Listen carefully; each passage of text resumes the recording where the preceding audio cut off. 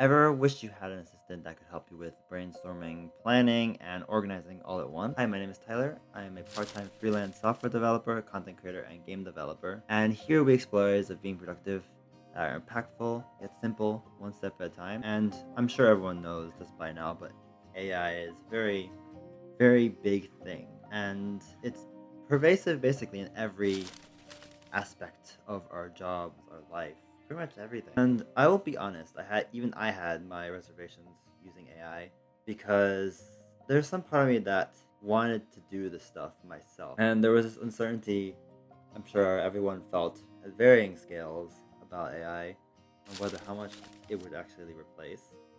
And as I've used it more and more, I'm finding it not quite as scary anymore. Like, to be very clear, I'm really not for the repurposing of art and replacing everything with AI. It's just a little extreme. Just like with Siri, like Alexa, and a lot of other tools that we have nowadays, I think it's a lot better used for assistant. Especially when I mentioned earlier regarding planning, organizing, and brainstorming. We can sort of find a middle ground of using it that doesn't necessarily replace creation or writing or making, but also making it easier for us to stay in the process and also just make the process easier. If you're curious which one I particularly use, I use Claude AI, mostly because, as I mentioned earlier, my freelance software developer work, I tend to run into a lot of bugs that is really annoying. And it used to take me hours and hours for me to actually find the bug. And it's stuff that I don't really want to waste time on because I could be working on a feature or the next project or whatever. And I don't want to get bogged down by a stupid bug for hours on end when I could just kind of prompt my way out of it. I've also paid for Claude because I do use it a decent amount of time. We can go into like the whole plans and whatnot, but I just use the most basic plan. So I want to go into three ways in which I use Claude AI for a lot of my stuff nowadays. One of them being learning. And I'll be honest, I feel like I've learned a lot more outside of school than I did. But obviously, the thing that comes with school is that there is structure, like a classroom, there is a plan. You don't have to decide what you have to do. And over the years, I have sort of stumbled upon my own way of learning, my own way of, okay, I need to do this to reach this goal. Obviously, that takes quite a long time and a lot of wandering and not knowing. So I do try to use Claude sometimes to figure out how to learn something new, especially if it's a specific project. Like, oh, I want to build a website that looks like this and that, or I want to I recently wanted to make a voxel game for fun. I haven't really started that yet, but I've been using Claude to sort of give me like, okay, recommend me what kind of frameworks to use, what kind of things I can learn, and I can actually make it so that I can focus on learning. I can tailor it to be like, okay, want to actually learn this. Can this be a learn as I'm going and type as I go? Can you explain these concepts that I don't understand? Especially with a lot of it being math and graphics and stuff I don't know about voxel games and whatnot. Like, I don't have to completely autopilot with the learning stuff and be like, okay, just spit it out for me. I don't care what I need to learn. I want to learn. That's the point.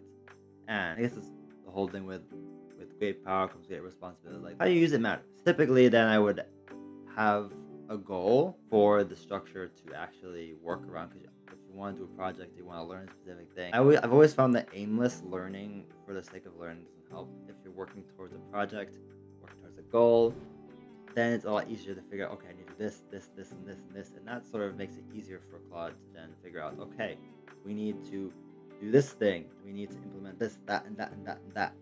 And then we can get to the big final goal. Now, that was more of a Claude does a lot of the work, and I'm prompting it still, but it does a lot of the context giving. Way two is sort of a much more hybrid approach, which is usually a lot of my planning stuff. And actually, funny enough, this video is also assisted with AI. However, I did not just say, write me a video about how to be productive with AI, because that didn't quite feel right, and I wanted to speak from my own experiences and my own understanding and context. So what I actually did was I gave it the three ways.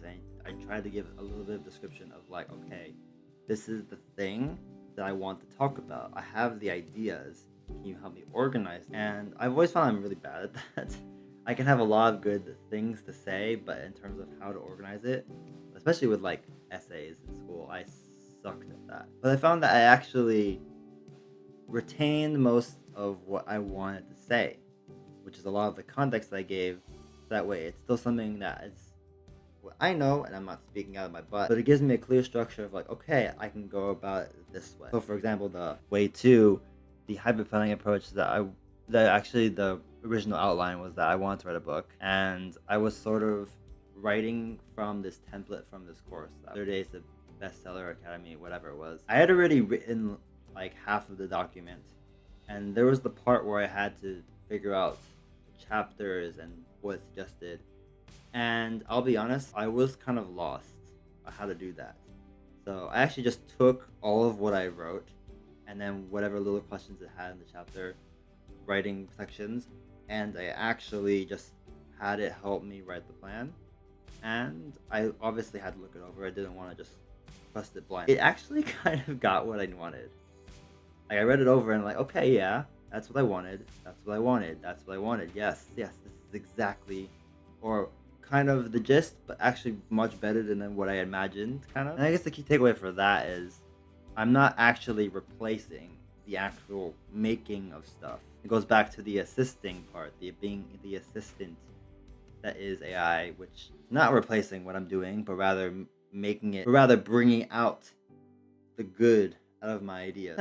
It literally is like working with a junior assistant or developer or whatever. Now, way number three is removing monotonous tasks. If you've seen this video title, it's very likely and yes, very certain that I had used AI to help me generate those titles. And this is purely out of laziness. I just don't like titles. It's so hard to think of like, okay, what generates the emotions for the people that want to click on. And it's just super repetitive. I'd rather focus on the creative aspect of content creation. And so what I end up doing is I still give it the context like all the other methods, but after it generates me, let's say 20 titles that all generally pretty good, I make sure that one, I pick the title that is most accurate to what I want, and if it isn't, I give it more context, be like, okay, I want to come at this from a more personal angle, for instance, instead of becoming a very guru-y angle. I don't want to like a know-it-all, at least hopefully. And eventually, after doing all that context giving, I will then pick the title and whatever one that actually feels right. It's a little hard to quantify whether something is right. I just kind of just go off okay, this feels like a banger of a title and I want to use it.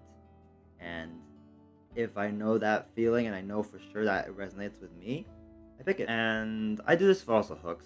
I actually borrowed the 6 hooks thing from Ali Abdal's Part-Time YouTuber Academy, and I use that as context to then generate my hooks based off of the titles or the idea that I fed the title initially. And it saves me a lot of time without it not being something that I don't want. Because the problem also is like you can ask it for stuff, and you're not always gonna get what you want unless you give it a lot of context.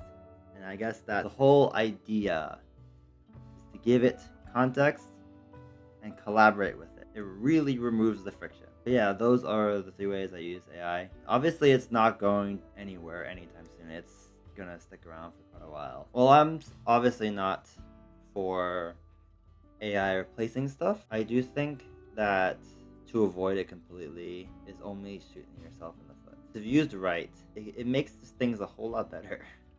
Like, I think I'm definitely converted to the whole, I'm using AI for a lot of stuff, but as long as it doesn't take away, or I feel like it doesn't take away from my own autonomy and fulfillment. I think it's definitely made this whole YouTube creation, content creation stuff a lot more manageable. Yeah, I'm just embracing the fact, but also using it in a way that feels right to me. But yeah, I know I mentioned the Ali Abdal course, and curious, I mean, I'm gonna leave the video here if you're want to hear what my thoughts were. It's not